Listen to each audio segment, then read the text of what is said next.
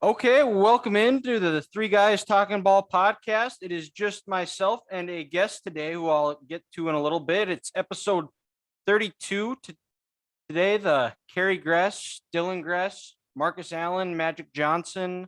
I guess you could throw OJ Simpson in there as well. Episode. It's July 21st, 2022. Our guest he's the host of the Roaming Thoughts podcast. We worked together a little bit when I was an intern for Parks and Rec in Dickinson, and then we played sports against each other in high school. He grew up about 30 miles north of me. It is Colt Mavity. Colt, welcome on. Hey, thanks a lot, Dylan. Man, I totally forgot about us working in Parks and Recs together. Yeah, well, we kind of knew who each other were. We never really talked. We just see each other in pass and say hi, whatever. But yeah, that's kind of how we got to talk. And then I think it was probably about a year or so later, we ran into each other and talked for a while and then just stayed in touch, in and out of touch ever since. Yeah. So I like to start off with a little bit of I don't know if you ever took any journalism classes. I like to start, they say always ask the most controversial question last, but I like to start off first. So Right on. which loss was more heartbreaking? The Mavs NBA Finals loss in 06 or Carolina killing Coach K? Oh man, I feel like Coach K got enough. It's gone two ways. That's been a two-way street, right? Like he's had his fair share of defeats. So I gotta, dude, the fact that you even brought '06 up, like that still stings. I mean, hands down, like that one hurts. I mean, D Wade averaged what, like 20 free throw attempts per game? Like that's a controversial question right there because that one still stinks. That was still like 16 years ago. Still, Well, see, then I just feel old. yeah, same. That's weird to think that was '06 was 16 years ago. I still think even like 2015 is weird to think is 7 years ago. Yeah. But yeah, that one, Coach K also I think brought up a lot of the hate upon himself. But we can talk later about that. I just kind of, so you grew up in Kildare. You grew up.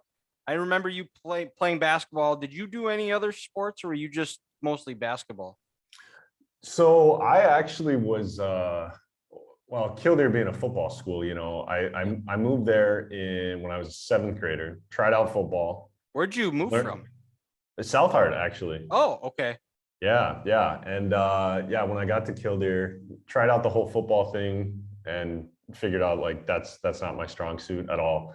So then it was just basketball. And then right when I got into high school, I ran cross country for a couple years and basically had some issues where doctors were like, hey, you can do both sports if you want, but that cartilage under your knee or the lack thereof is not going to be a fan of you doing both. So you got to pick one. And yeah, I picked basketball. It was funny you even mentioned, I saw right when we started episode 32, that was my basketball number in high school and college too. Fitting, yeah. So yeah, you played in Kildare. Where'd you play college at? So I did a year and a half up in Botno at Dakota Okay. College, and then graduated like a semester early, and I went right to Jamestown, and I played there for that remainder of the second half of the semester. And then that was it. Then I realized I probably need to get something accomplished in college, and that was it. Yeah, what'd you major in at Jamestown? I finished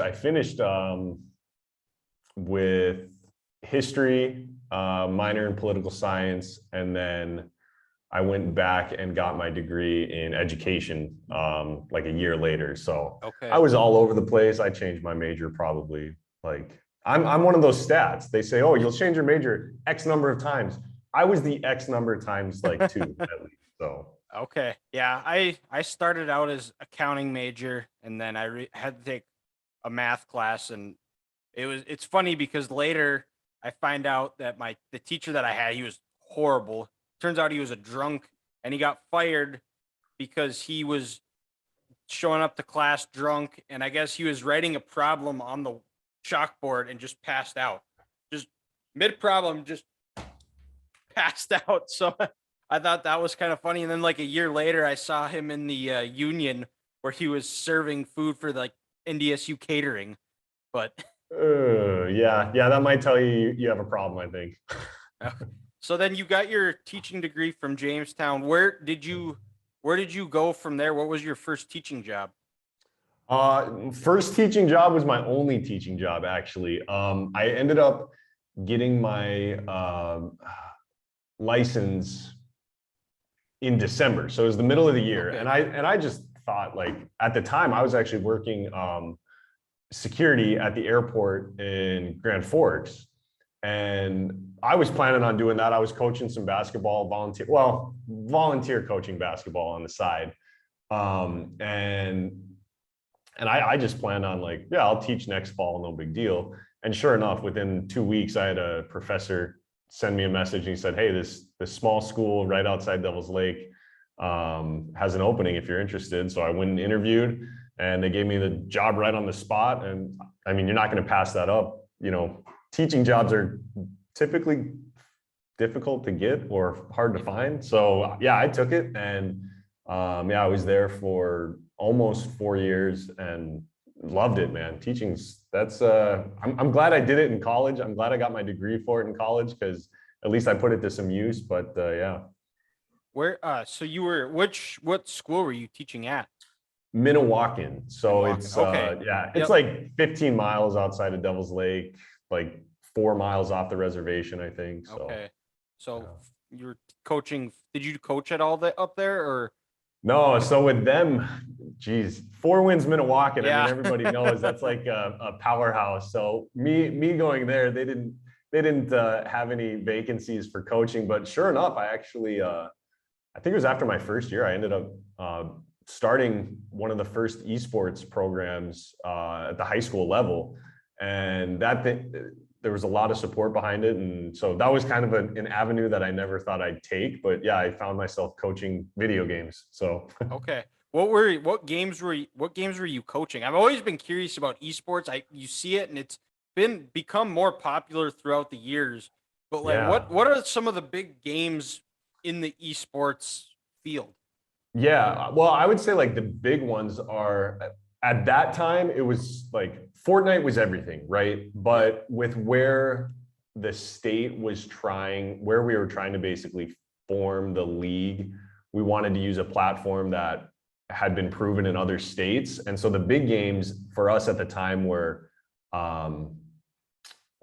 League of Legends, which I had, and I literally knew zero about these games, but all I knew is if we could have a program like this, it would help our kids in like a million different ways. So I wanted to get involved. So League of Legends, Rocket League, which I ended up becoming fairly obsessed with. I don't know if you're familiar with I'm not. No, I've heard Rocket League League. of Legends. I don't know a whole lot of the esports. Those seems like the games that I was not. I'm more of a sports video game guy. So Totally. Yeah. Well, and that was the tough thing too, because for me, like, I'll play 2K until the controllers are worn out. You know, I mean, I'm a big NBA guy, right? So that I'd throw the sticks with Madden too. And but yeah, so these games were totally out of my realm. It was League of Legends, which is like a fantasy game, which it's almost like King of the Hill, sort of. Okay. But then this Rocket League was super cool. It's 3-on-3 soccer, but you do it with cars. So yeah, it's got a sports aspect of it. And then what was the other game? We had a third game that was really big. And of course, I'm drawing a blank on it. But the next season, we ended up getting Fortnite. And then they just started expanding on and on off of that. And I think we might have had Madden or 2K like my last year or something. But yeah, it was super cool. But yeah, same thing with me. Like video games, I'll play the sports ones, but that's pretty much it. But yeah. What schools were you competing against? Other schools, or who were some of the teams you were competing against? And how Yeah, many kids did you get signed up or were signed up for it? What were the numbers like?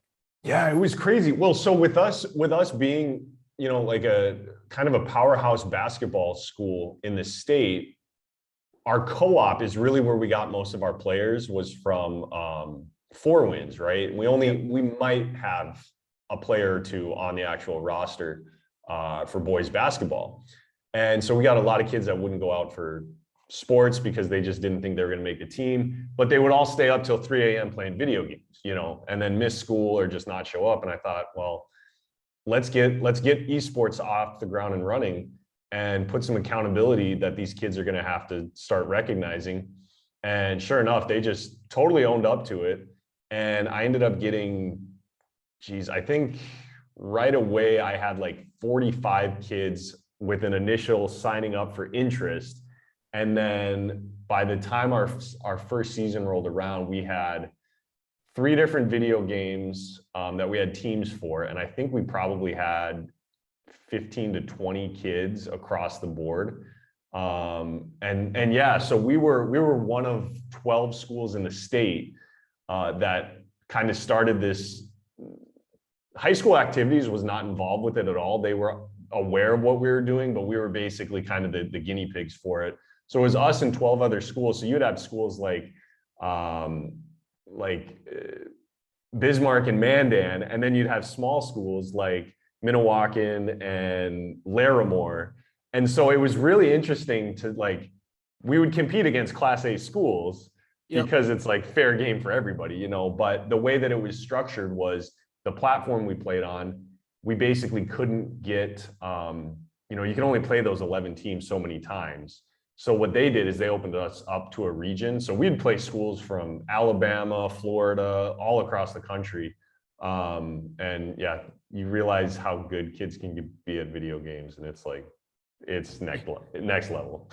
Well, I'll backtrack a little bit because you talked about how there were kids staying up till 3 o'clock in the morning playing games. How much of a spike did you see in take an interest in their schoolwork from where they were before it to where it was like, well, if I want to compete and play against other people, I have to be eligible? Because I'm sure eligibility requirements were the same as that.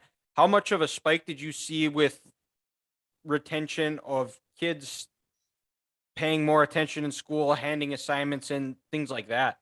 Yeah, no, that's a great question. It was the reason why I created or wanted to start the program, because I knew that it could have some impact, but what I didn't realize was how much impact it was going to have. And since I got to run the whole thing, and because we weren't sanctioned by the state, I kind of got to set my own rules and expectations. And so all of it was, I treated it just as you would, football, basketball, volleyball, any other sport is, you don't show up to school on game day, you're not playing. You don't have your homework turned in, or you have failing grades.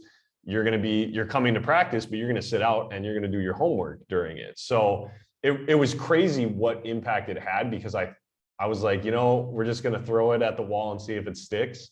And man, I had kids that I never imagined, would, honestly, I wasn't sure if they would graduate, and they sure enough turned around. And I had one kid in particular that I just remember, quiet kid, very reserved. And then as soon as he joined that program, I just saw a whole new kid, leadership skills. Like could not believe. He was vocal, he was encouraging. And then his schoolwork just climbed the charts too, because he said, hey, I've got a reason to have good grades now. I want to be a part of this. And yeah, that was a huge thing for me, and administration got on board with it, and they saw the value, and it was huge. I mean, you bridge that gap of video games, sleeping in, being lazy, to how can I do well in school? And it was the perfect fit, really. Yeah, and I used to be a mentor for best friends here, and that was one of the more frustrating things for me. Was I'd go and I'd sit and talk with kids, so what'd you do this weekend? I played Fortnite all weekend. And I can't sit here and say I hate video, because I enjoy playing them myself, but it's also one of those things where it's get out and do something else outside of playing that. And you definitely had the right idea of getting them involved, giving them something to work for, and keeping them on the right path, working and graduating, getting that high school diploma. Do you know, is that program, is it still rocking and rolling, or is it Man, I hope so. I honestly don't know.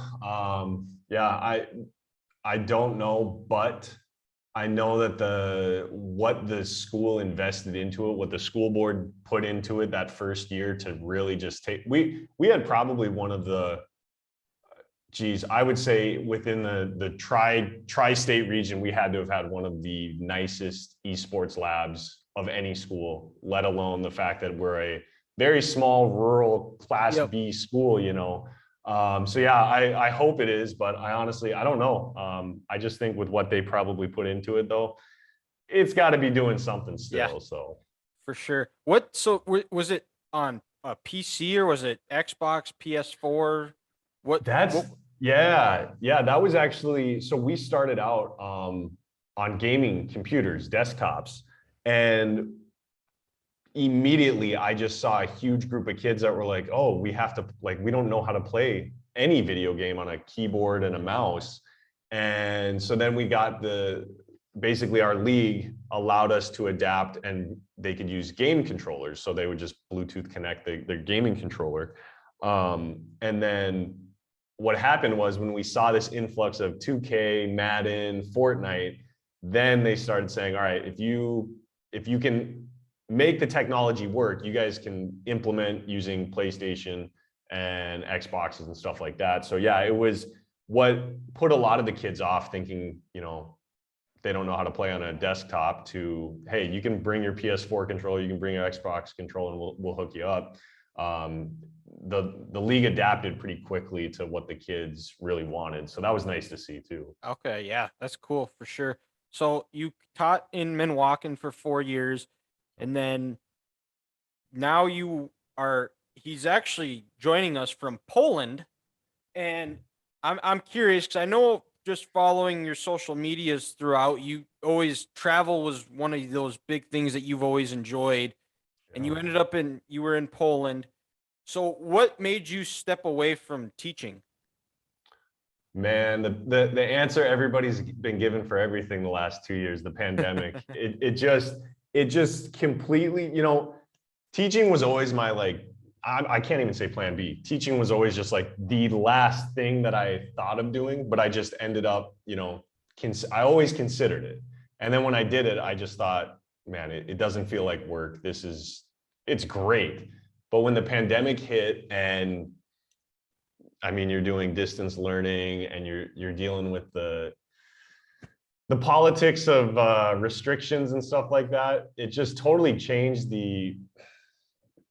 my approach, or my, I guess, my perspective. Maybe not my approach, but it just changed my perspective on everything. And then I just looked long term, and I thought, if I have to have a 9 to 5 or a full-time job, if I can find something where I can do it anywhere in the world, as long as I have an internet connection, I'm like, that sounds like a pretty decent gig. Because for me at that point now, it's more so I'm not living to work.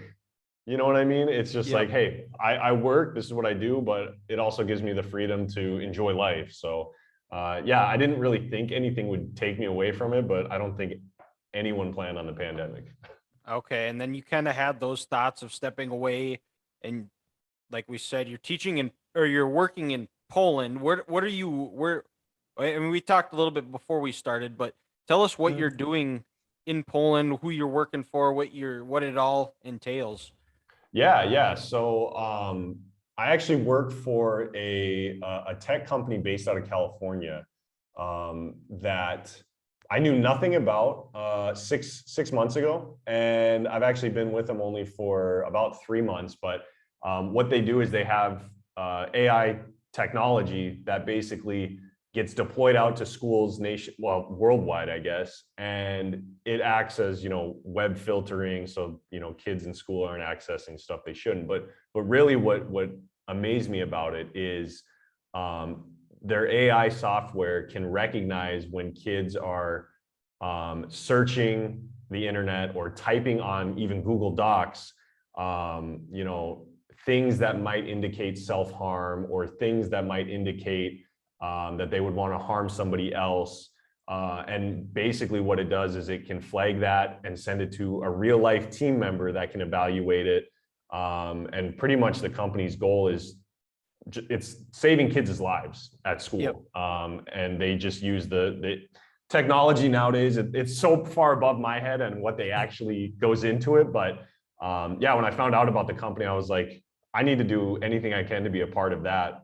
So it's been a great kind of blending of what I wanted in a remote job, and then bringing in, you know, my passion for teaching and coaching and stuff, and like Yep. protecting kids. And so yeah, it's a pretty amazing company. It's called Securely. And yeah, Okay. they're based out of California, and yeah, super good group of people to work with. And yeah, couldn't be more proud actually to work with them. That was one thing. I'm like, I was just looking for a job where I could work off of Wi-Fi, and if I can be proud of the company I work for, like that's even better. So Okay. How did you find out about them? How did you find out, where to apply and things like, how yeah, did you stumble upon it? yeah. I actually get that question a lot just from friends that see what I do on like social media and stuff. You know, how do you find jobs like this? It took a lot of searching. It took a long bit of searching. I'm actually, um, if it's okay to plug my own podcast on your Yeah, podcast, of course. I'm going to be releasing an episode probably within the next week or so about how it took me 6 months of looking for the right job before I actually found it. Because, you know, everybody will say, oh, go to LinkedIn or go to, what's the other, there's one big job search engine. ZipRecruiter, there's ZipRecruiter was the one. Yeah. LinkedIn, ZipRecruiter, Monster, all these different ones. But I found I was using like dynamitejobs.com and then weworkremotely.com. And you just, you know, it is what it is. You know, you're searching for jobs where you can work from home or work from anywhere you want. And yeah, I just happened to stumble across it, but geez, that was 400 job applications later. I mean, it's the job market's tough out there if that's the type of position you're looking for. But man, if you know anything about computers, designing, coding, anything like that, you can be set for life. But again, that's above my knowledge. So I'm like, hey, those jobs I can't touch. But yeah, it was tough to find them, but I just came across them on a job search, and thankfully enough, they pulled my application, and that the rest is history, I guess. there you go. Yeah. So it was next question is what you've traveled throughout the world. What made you decide, and you were working remotely, you were kind of floating around everywhere because you said you Yeah. lived in Killdeer for a little bit during the pandemic up in Milwaukee. Yeah. What made you decide to go out to Poland for now? That's a pretty easy question. My girlfriend is Oh, from okay. there. Her family's here, so yeah, it's just and at the time too, it's a lot easier for an American to get access to countries than it is for a lot of other people from different countries to get access to America. So I know like what was it, last fall, I believe. For instance, like she wasn't allowed to come into the US because of the COVID restrictions. Yep. So we ended up having to go to Mexico for 2 weeks because there basically was a legal workaround where if you were coming from Mexico, it doesn't matter what nationality or what passport you had. If you were coming from Mexico and you'd been there for 2 weeks, you can go to the US. So we went from Poland to Mexico, stayed there 2 weeks, and then we came up to Killdeer actually for my sister's wedding reception. But Oh, okay. yeah, it's been a whirlwind. The pandemic really just it made travel a lot more difficult. But I probably did more traveling during the pandemic than I did my entire life, I would say. Yeah. So, well, that leads me into my next question. Where are all the places that you have traveled to, and you could share a couple, share a couple of interesting places that you've traveled to that you Yeah. really have some good memories at. Yeah, totally. Well, geez. Okay, so Canada, US, Mexico, Iceland, United Kingdom, Sweden, Germany, Poland, Croatia, Italy, Ukraine, Thailand, Australia, and I think that's probably it. But yeah, I would say like the coolest places by far are, at least that I've been to, Iceland and Australia are just Okay. like Oh my gosh. I had an old college teammate that lived, two college teammates that were from Australia. And so I don't know, 6 years, probably 6, 7 years ago, I went down to Australia and stayed with one of my best friends down there for a week or so. And oh, it's such a cool place. It was during their winter time too. So it was like, when did I go? I went during the summer for us, but it was winter for them. And I was pretty surprised how cold it got. But Australia, awesome. The How people are how super cold? friendly. Honestly, geez, because they're on Celsius, right? So I never paid Yep. attention, but I would say like, man, probably 40s. Like, Okay. let's put it this way. So I packed for a summer because I did it all in one trip. I went to like Europe, Asia, and Australia in one trip, and packed in summer clothes. And I think I might have had like a rain jacket and a hoodie and some like cargo pants. And I was freezing wearing that in Australia. So, Okay. yeah. So it's just one of them cold days in the south. Then essentially is that comparable? I would say, I would say it would be comparable to like a cold fall day back home. I'd say that's what Okay. it's like. Where Gotcha. I can't remember. I know they had snow in some region within Australia. I don't know where in the country it was, but I know when I was there, they were like, "Oh yeah, we've got snow on the mountains," and I'm like, never thought I'd hear an Australian say that. Yeah. So and then Iceland, I've heard really good things. I had a buddy that went there last year or a year and a half ago or so, and it looked incredible. Yeah. What were some of the things you got to do down there Yeah. or up there? So yeah, up there. Yeah, it was that was technically it's Europe, so I can say that was my first. No, it wasn't. Poland was my first trip. It was the first trip I took though with friends. So I had my best friend from high school, Brayley. I don't know if you know Brayley. Yep, I know Bray. Yeah, yeah. And so he and I, and then another friend of mine that I was working with at the time, we all went up to Iceland together, and we did like the Blue Lagoon, which is their natural hot spring. It's like probably the biggest tourist destination in the country. Okay. That was literally like the first day we got there, we went there. That was really cool. And then we rented a car and just drove as much of the country as we could. So we went around like a route called the Golden Circle. So you just see like national parks and stuff. So we saw like the craziest waterfall I've ever seen, like multiple levels to the waterfall, and it was super, super wide, and you could walk like right up to it, but it was like Niagara Falls if Niagara Falls was drawn by like a 3-year-old kid. Like it was just crazy. It was something that like I can't describe it. It was so crazy.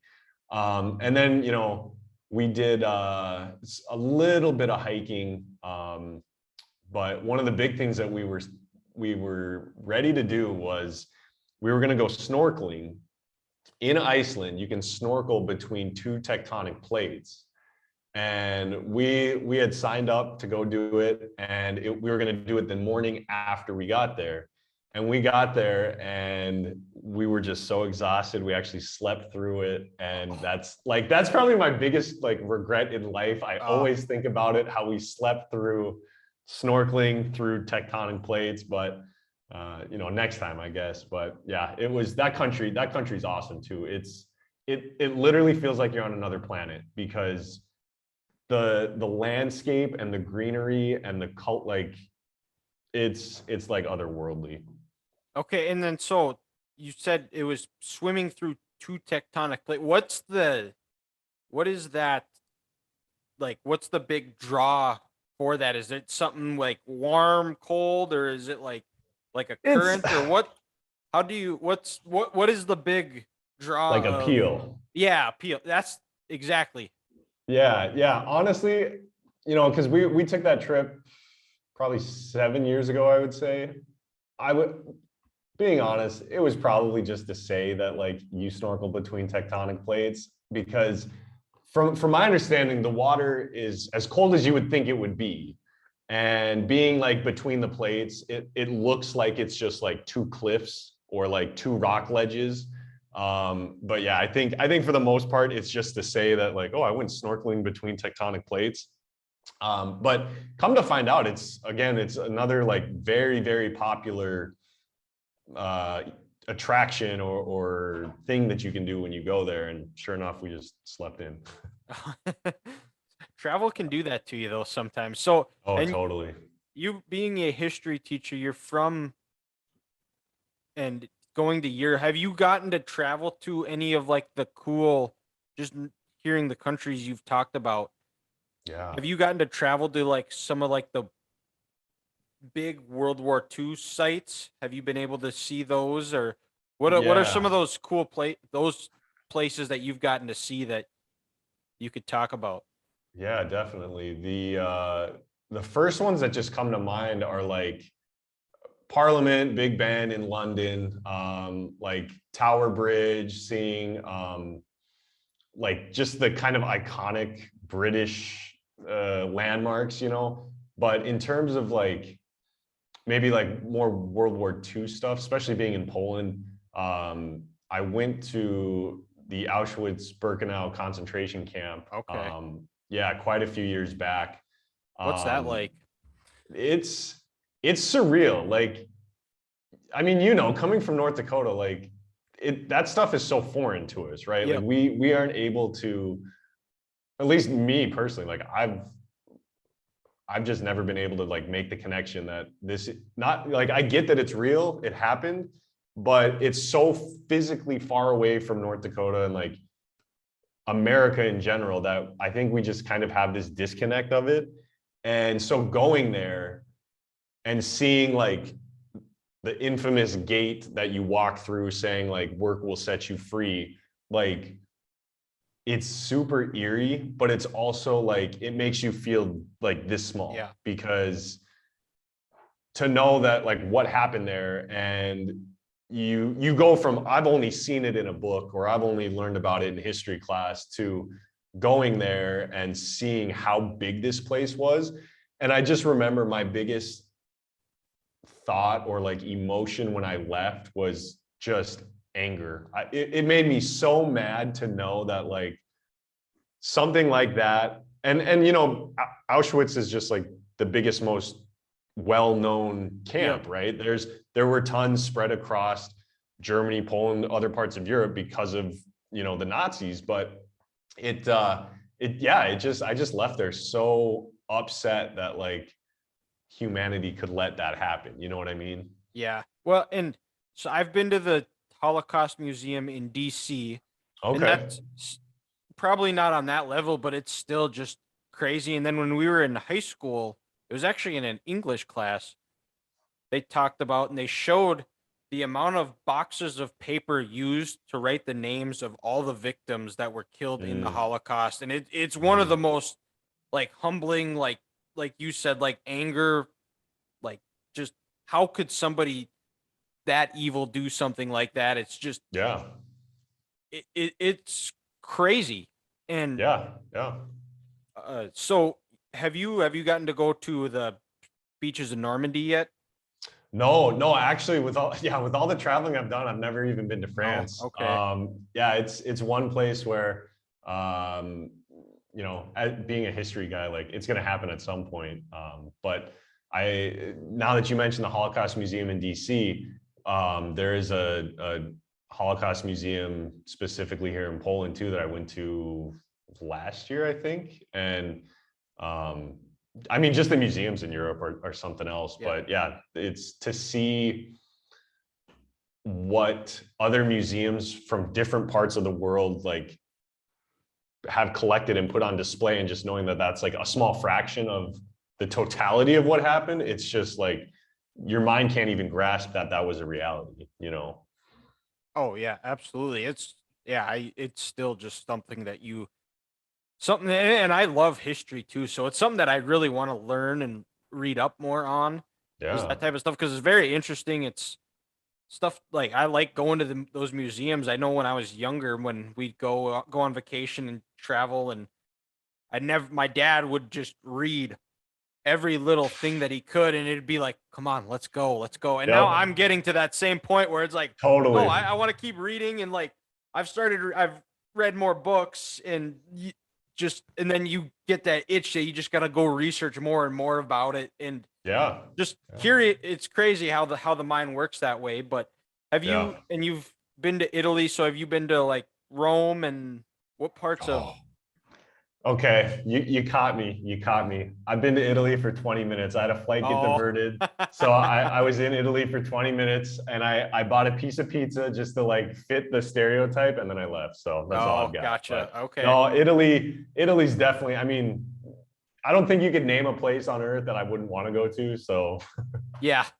Okay. Fair enough. yeah. So where do you have any plans in your future as far as where you want to travel to next, or do you have any trips coming up of where you're gonna places that that you want to go that you haven't been to yet? Yeah, I've got like my three that I can't get them out of my head and I've never been able to is Machu Picchu in Peru, Okay. ancient ruins, and then the pyramids of Giza in Egypt, and then Petra in Jordan in the Middle East. It's just like those old, I don't know what about it. I mean, it's again, I think it's kind of like that same thing of we're so far detached or we're so far separated from that history that I want to go there and physically see it so that I can understand that it's a reality. Those have been on my top three for years. But I would guess we're we're throwing around the idea of Bali and seeing, Okay. a lot of people work remotely from Bali and it's super, super cheap, I guess. So we've been kind of throwing that idea around, but I think that's probably, 6 months down the road at least. But the nice thing, being in Europe is you can just hop a plane 3 hours and be in a new country. So Yeah, for sure. And then I had something and then it slipped my mind, but we can move on towards you've been traveling and do you have any plans is Europe is where you see yourself living for the next few or for quite some time, or would you want to move back to the States at some point? no, I mean, I tell everybody that I'm just like a citizen of the world. And, There you my go. home base is always, well, for the time being, it's going to be, Killdeer area. It's where I call home. And it's just a matter of where am I at the time. So, yeah, I don't know. I mean, what I'd love to do is, and I think this will probably happen maybe sooner than Bali, who knows, but getting like a camper, like a travel trailer, and then just Oh, going across the US and stuff like that. I think that'd be a blast, man. But no, I've never actually really stopped and thought about like, oh, where am I gonna call home? I just kind of live wherever I am and yeah. just that's what I do. Yeah, gotta enjoy the moment. And I actually thought about what I had, but when you talked about like Egypt, the pyramids of Egypt, which I think some of it is it's just crazy to think the engineering and the way people were actually able to build it with their own hands. Like how Hmm. crazy that is way back however many years ago, three Yeah. like 10,000 years. It's crazy to think like the structure they were able to build and it's still standing today. Yeah, I just saw something online like yesterday or 2 days ago, and they were talking about, there's certain chambers within, I don't know what the biggest pyramid is called, the Great One, I don't know, but the biggest one, how there's chambers in there and they're learning about the actual construction and architecture of it, and they're trying now more than ever to figure out how was that done, because it's one thing to slide up all these stones into a pyramid shape, but how they were able to division off these rooms within the pyramid. They're like, if you wanted to slide them up a ramp, you'd have to be like hundreds of miles of ramp just to get it up there. So I'm like, I don't know, there's Yeah. something that I guess are just going to be better left as questions. Yeah. I don't know. Right. So like we've said, you're the host of the Roaming Thoughts podcast. That is your podcast. What is it all about? I know Man, I'll be honest. I listen to it every time it comes out. So I have a little bit of it. It really is it roams from anywhere from the Mavs, which we'll get into next, to the war in Ukraine, to all different things. It's a very interesting podcast. Definitely go check it out when you can. Appreciate that, man. Yeah, no, yeah, thanks for listening too. That was one thing I was telling my girlfriend, that I'm gonna be on your show tonight, and she was like, well, I want to know more about who this person is, what their show is, and I basically said, if two people in North Dakota have their own podcast, you're gonna probably know each other. And I was like, Yeah. plus we've known each other for a while from back in high school and stuff. But no, it's the Roaming Thoughts podcast was it was almost like I don't know, an offset of my website, the Roaming Colt.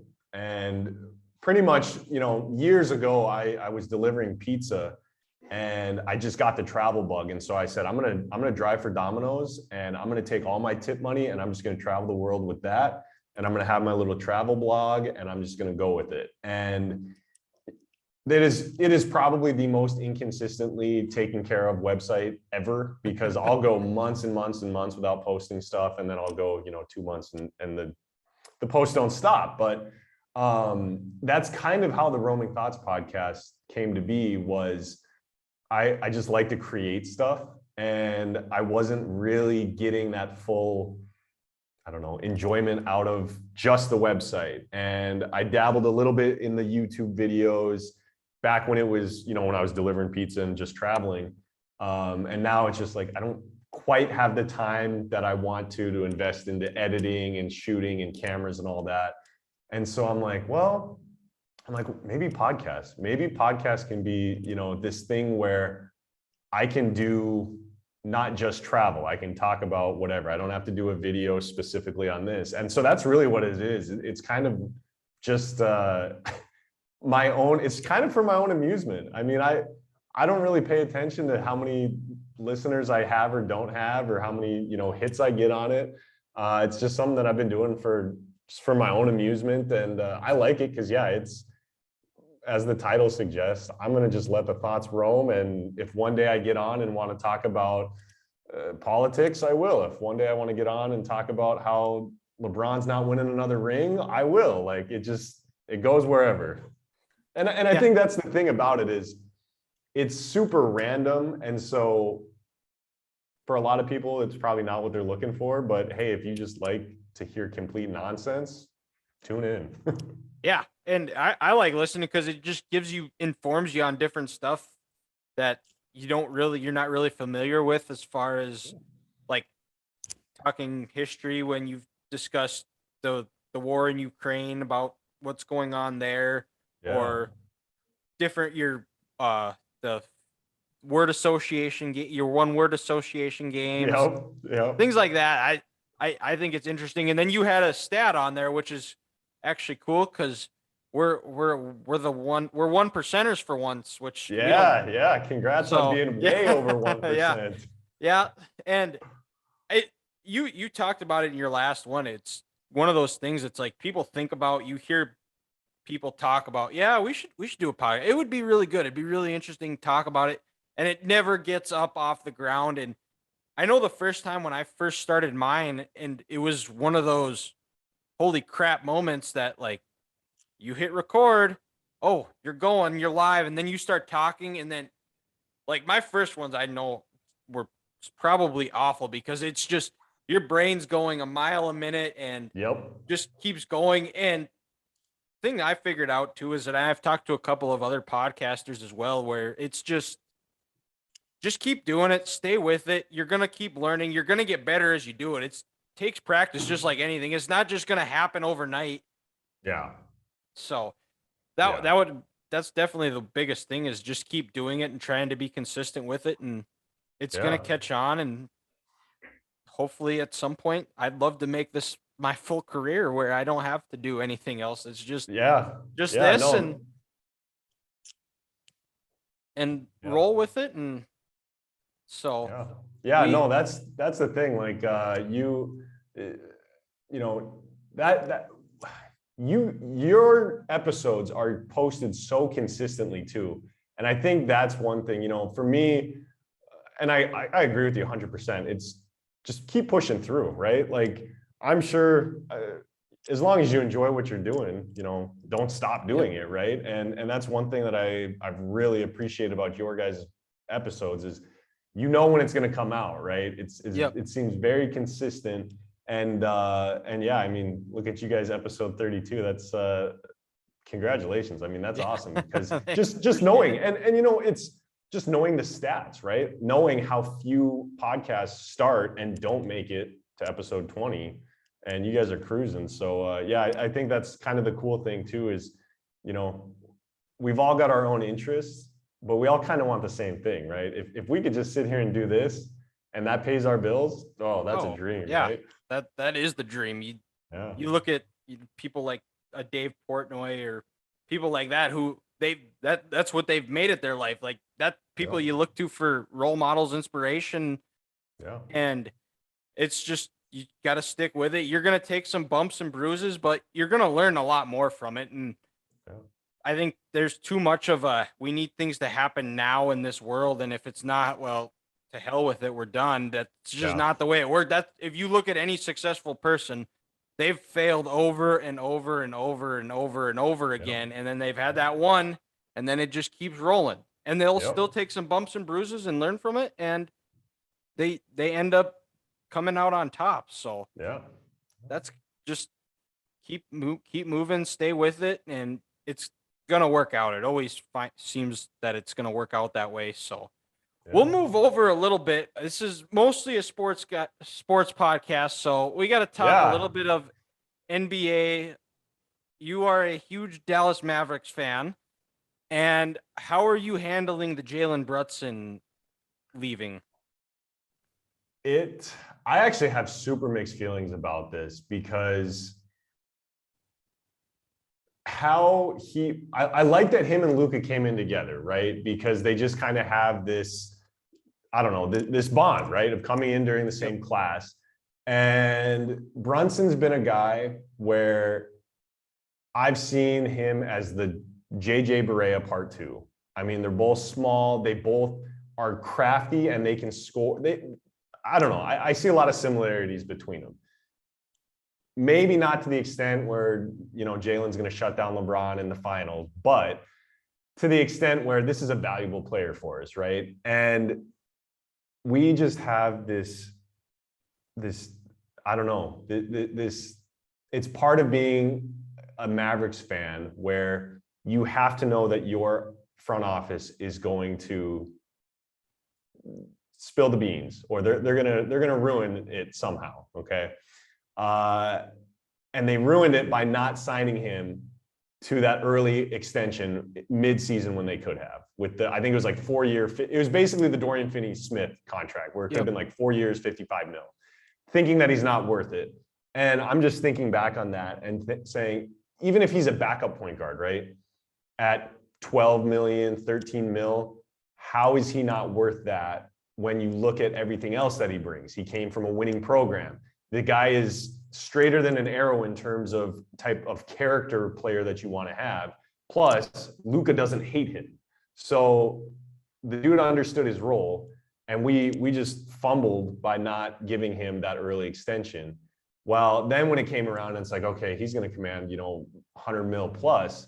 Then that just totally changed my perspective. I'm like, okay, is he worth that though? Like, you've got to be top 2, top 3 player on a team if you're going to be getting that money, in my opinion. And I was like, no, honestly, I'd be good if we were giving him under 20 mil a year. So sure, we could sign him for 5-year, 100 mil, but nothing more than that. And so honestly, I think like where New York signed him, I'm honestly not that heartbroken that he's gone. But what's annoying me now is we can't sit back and not make some other move. And you can't say,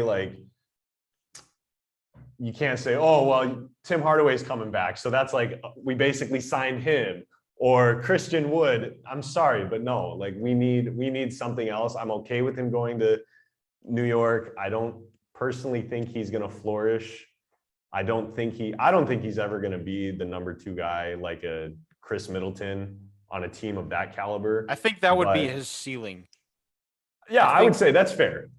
I think that would be a fair. I think for what the Knicks are paying him, I'm with you where that's way too much money, and he Yeah. wanted to be a ball centric point guard. So, and you're not going to get that with Luka there, but No. the the Mavs are in good hands. The issue is they play in the West, so it's just an absolute meat grinder of a schedule. It's the same thing. Same thing with, I know up here but my other two hosts who aren't with me today, they're Wolves fans, so they're they're in the same boat as the Mavs, but they don't have a player as good as Luca is. But it's Yeah. still, that's a talented roster, and hard to the you can't not be excited about their future. But and then there's me, the lowly Magic fan, who has just, which you actually talked about in your last episode before this was, well, this will be released on the 21st here. We're recording this on the, was this 12th, 13th? So 13th. Yep.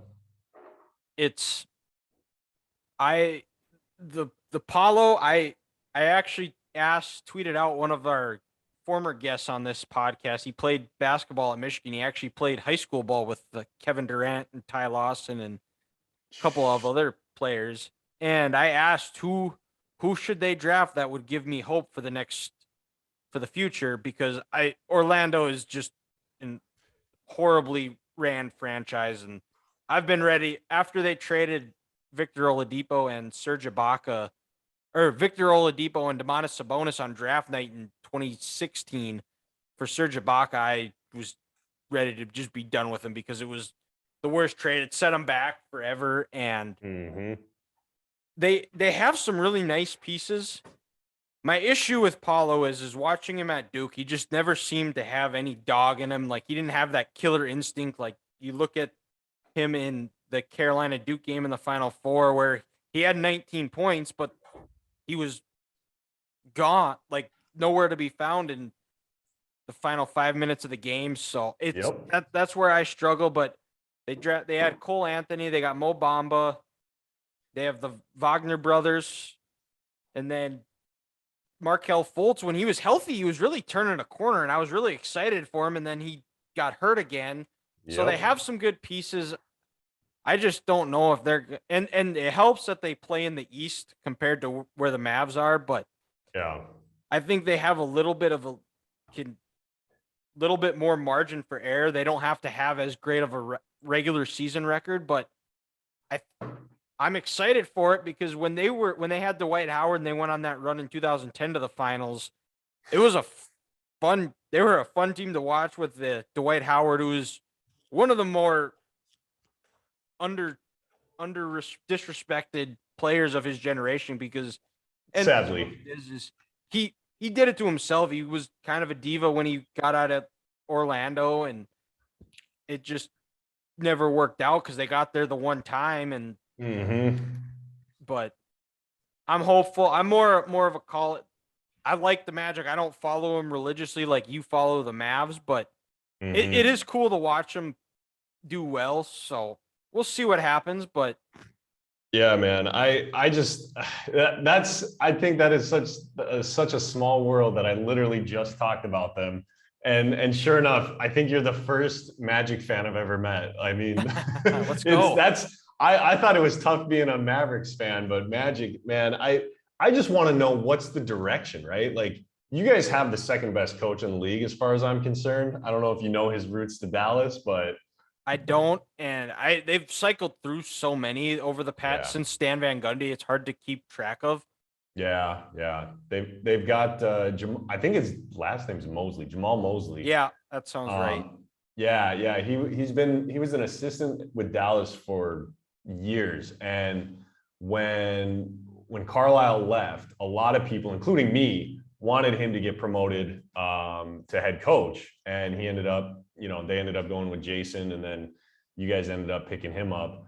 So I mean, I think, like, coaching wise, like, you got a good one, but I want to know the direction of the team, because how many guys you got? Like, it's the Orlando forest. Like you guys just got nothing but trees there in all these huge, tall, big centers. And I'm sitting back like, you guys have to be doing this for deals going forward. Like there's no signing Bull, who I love, but signing Bull, that makes no sense. You've got Bamba, you've got Isaac, you've got, all these guys. And it's like, are you going to do something? Like you've got to be doing something with it, right? Well, and it's the other part too is guys like Mo Bamba, Jonathan Isaac, who they've been hurt all the time, and it's true. So it's like when they play, they've been good. It's just they're just so injury prone, and they drafted a point guard last year I was ecstatic when they drafted Suggs, and he's also hurt. Like they just can never seem to get healthy, and we'll see. Hopefully next year's a new year, and hopefully they can get it rolling again and get back to those Dwight Howard, JJ Redick, Rashard Lewis, Hito Turkoglu years. Hito Turkoglu. Yeah. And then how'd you become a Mavs fan? Dang, man. So this was back when I was in, geez, let me think here. I'll never forget, it was the video game, NBA Live 2004, I think, with Vince Carter from the Raptors on the cover. Sounds about right. Yep. I think that is right. Yeah. And I don't know how my mom will take all the credit because she just randomly had like TNT on one day and basketball was on and we saw this little white guy with long brown hair just passing like crazy. And we saw this tall white blonde dude with long hair just scoring like crazy. And we just like fell in love with Steve Nash and Dirk Nowitzki.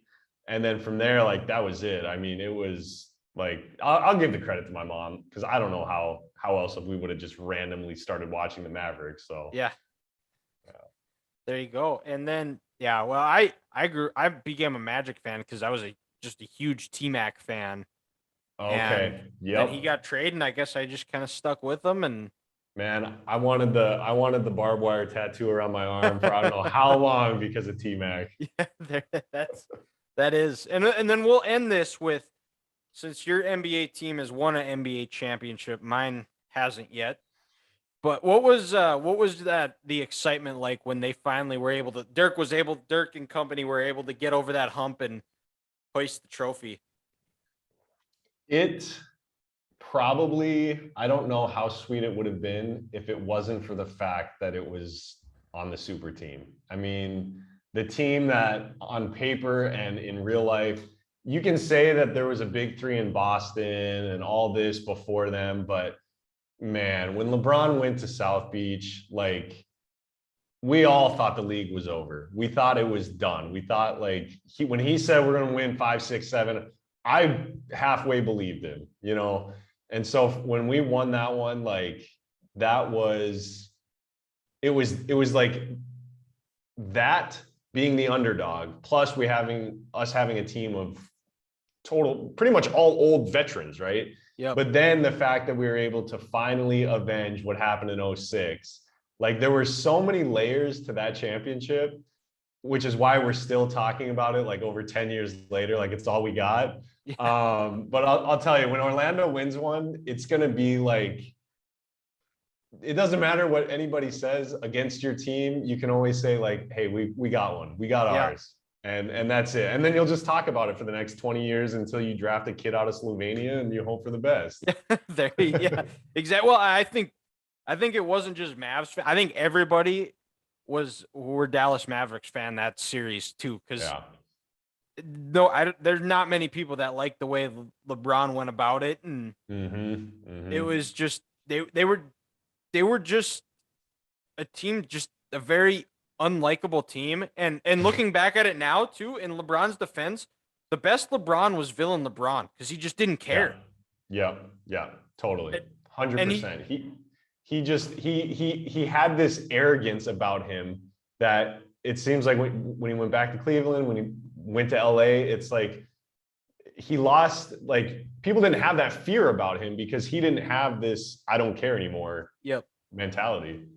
Yeah, And when he went back to Cleveland, I liked him too. And then Yeah. towards the end, it kind of just got where it was just, oh, I don't have enough help. Oh, this, Mhm. and like I don't follow the NBA as much because it's just gotten way too much of a me centric league, and Yeah. I just it just kind of turns me off. So Yeah. Yeah.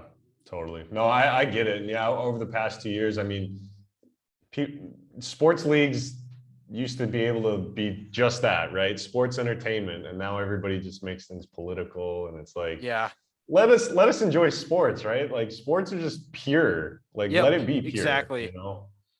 yep, for sure. And well, Colt, thanks again for coming on. We'll have to get you on another point down the line, maybe as the NBA season approaches. We can Totally. talk Yeah. more preview, get the my other two co-hosts on and talk Yeah. more NBA, talk wherever you're roaming at. So Totally. Yeah. Yeah. And yeah, maybe we'll have to do a cross collab, and then I can have you and the guys on an episode too. And we can throw it totally out of whack.